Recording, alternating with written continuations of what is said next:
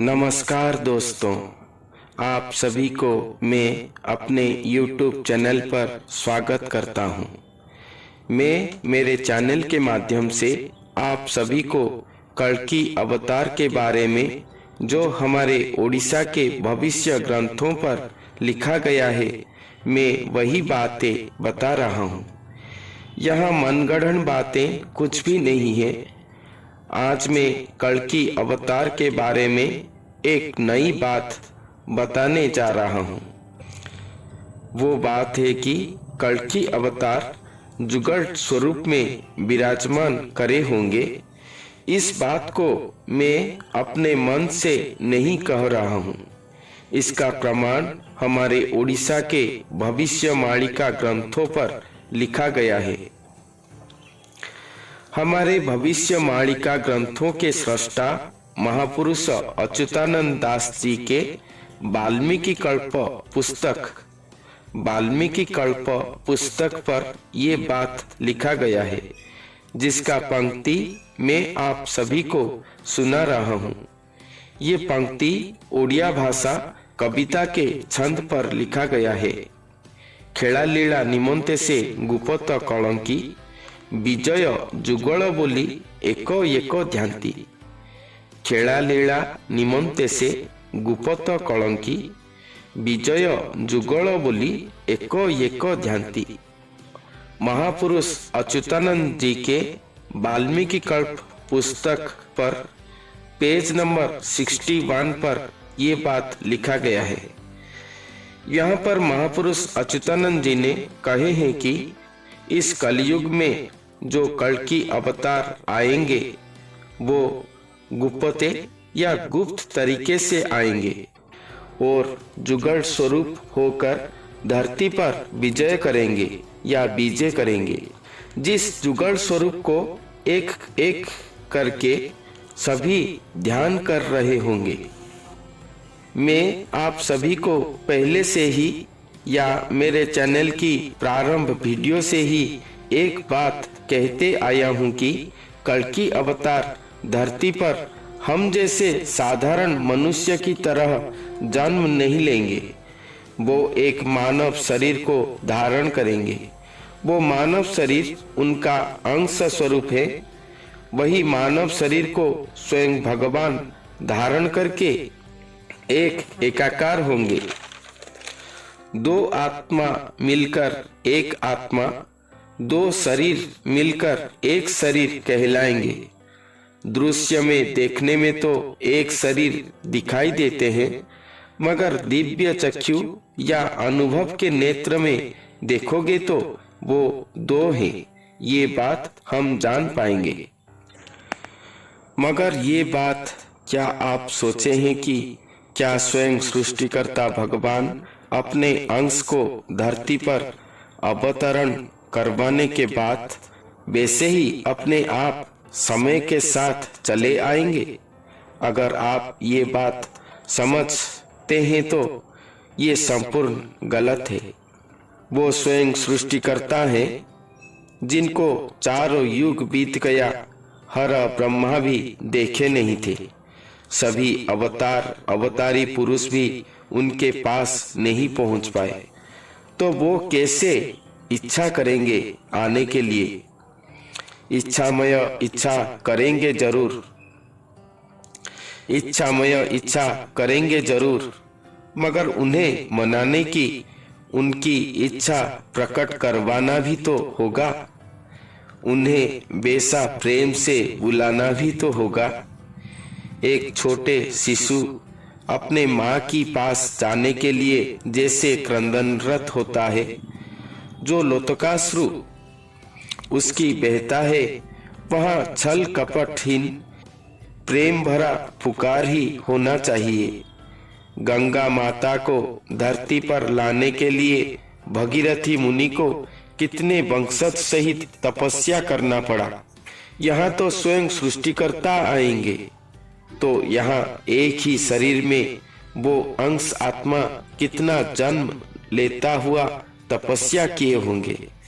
तो यहाँ एक ही शरीर में वो अंश आत्मा कितना जन्म लेता हुआ तपस्या किए होंगे, कितने मायाबन परीक्षा से उत्तीर्ण हुए होंगे।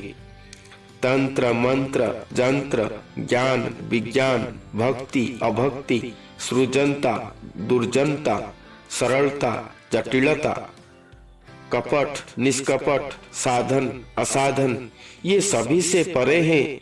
जो सृष्टिकर्ता भगवान उन्हें कैसे मनाए होंगे। द्वापर में राधा माता ने जदियो श्री कृष्ण भगवान को अपने शरीर आत्मा में समाया था, जिसलिए उन्हें राधा कृष्ण जुगल स्वरूप कहते हैं। आज भी उन्हें जुगल स्वरूप में पूजा करते हैं। मगर द्वापर में राधा माई ने श्री कृष्ण भगवान के शरीर के साथ सारा जीवन रह नहीं पाए। द्वापर में प्रेम शक्ति राधा माता और कृष्ण भगवान जुगलांग स्वरूप होते हुए भी विच्छेद भाव सहन करे थे।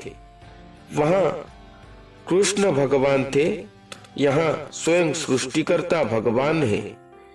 यहाँ कितना नित्य राधा प्रेम की तपस्या की आवश्यकता पड़ी होगी।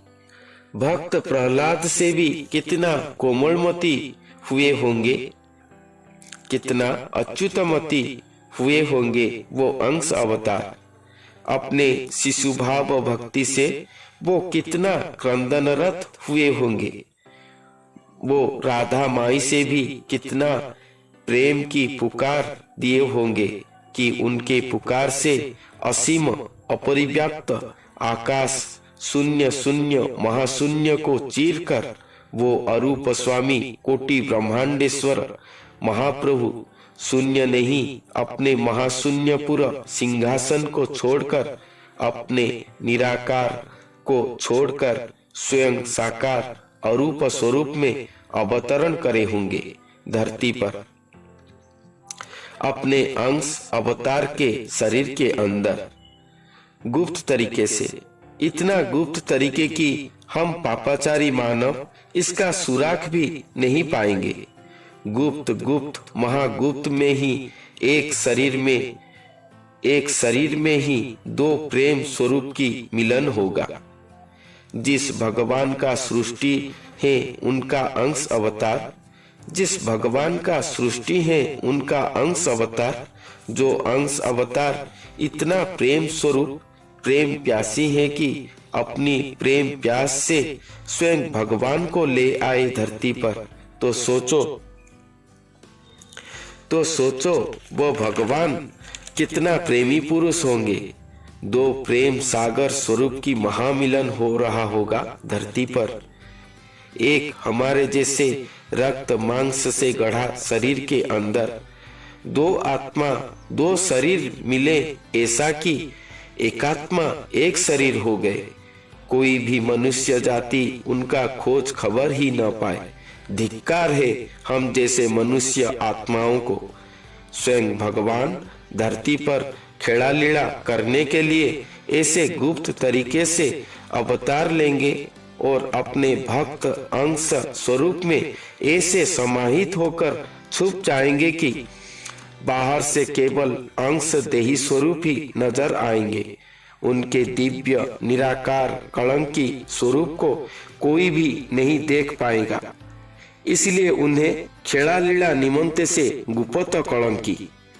इस खेला लीला करने के लिए वो गुप्त में गुप्त तरीके से विजय करे होंगे, अर्थात वो अपने अंश स्वरूप के साथ एक एकाकार होने के लिए, इस खेला लीला करने के लिए गुप्त में गुप्त तरीके से विजय करे होंगे। अपने ही अंश अवतार के शरीर के अंदर जुगल स्वरूप में विजय करे होंगे। दो भगवान एक शरीर दो आत्मा एक शरीर में मिलकर एक आत्म स्वरूप होंगे। इसीलिए सिद्ध मुनि ऋषि वृंद जो ये लीला को जानते हैं, अपने दिव्य चक्षु से देख पा रहे हैं, वो सब कल्कि अवतार को विजय जुगल स्वरूप मानकर या जानकर ध्यान कर रहे हैं। दोस्तों, देखो कल्कि अवतार के अवतरण रस कितना ही प्रेम रस मधुर है। हमें सुनने में जितना मधुरमय, रसमय, पुण्य, आह्लादमय लगता होगा, जो हमारे जैसे मानवदेही होकर धरती पर ये कलयुग के मनुष्य बन या जंगल में रहकर ये कार्य कितने महाकष्ट में करे होंगे, जबकि हम मनुष्य लोग कुछ भी तत्व को न जानकर खुद को भगवान कहकर अपने अनुचरों से भगवान की पूजा ग्रहण कर रहे हैं। सच में अति चमत्कारी है हम कलयुग की नर नारी। श्री कल्कि भगवान के बारे में मेरा आज का ये वीडियो आप सभी को पसंद आए तो लाइक करें, ये वीडियो को शेयर करें कि अधिक से अधिक लोगों तक पहुंचाने में मेरे सहायता करें, ताकि मेरे ज्ञान भूमि भारतवासी के लोग कल्कि अवतार के बारे में ये सत्य ज्ञान को पहचान पाए, जान पाए। मेरे चैनल में नए हैं तो मेरे चैनल को सब्सक्राइब जरूर करें। तो आज के लिए इतना ही, फिर मिलते हैं अगले वीडियो पर एक नई तत्व के साथ। धन्यवाद।